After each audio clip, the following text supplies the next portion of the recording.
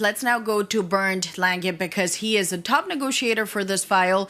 A deal has been agreed yesterday night. Let's go straight to our guest in Strasbourg. And sir, you've had no sleep, so thank you so much for joining us. I got to admit, I've defended you many times, every time you've delayed the vote, because this is a consequential decision for Europeans. Nonetheless, I'm surprised. You've now agreed to it. What changed? First of all, it's not a deal. It's a legislation, and that's really important, and therefore we had to be really careful. And secondly, we are not really delaying the process. The only delay we had was during the so-called Greenland exercise, where President Trump really used coercive measures against us. So now we have safety net, so we are looking for safeguard mechanisms, for a monitoring system.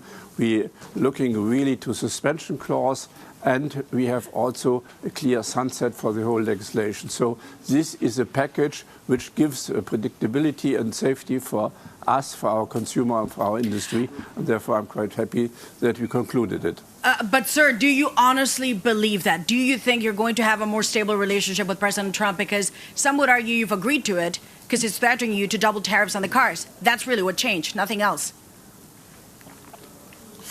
Yeah, of course, we have now security, and that's so important.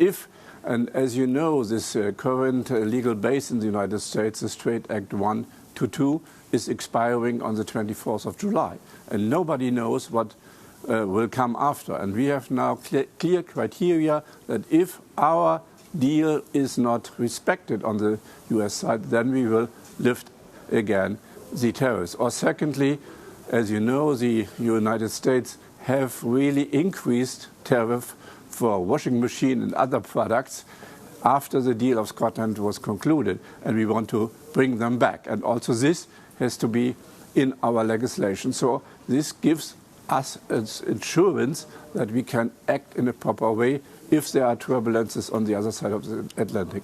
Mr. Lange, some would say it's in fact the opposite. The safeguards have been watered down.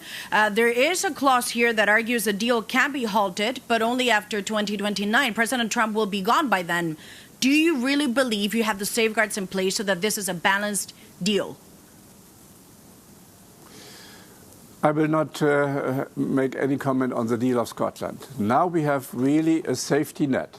And yes, we have safeguards. We will have a monitoring of the economic consequences inside the European Union starting 3 months after this legislation is coming into force. And we have a lot of suspension clauses, and we have also clear regulation that if the United States will not decrease the tariffs for this metal products until the end of the year, then we will lift our tariffs for this product. And yes, we have a sunset clause. And this is really totally new. This was not foreseen.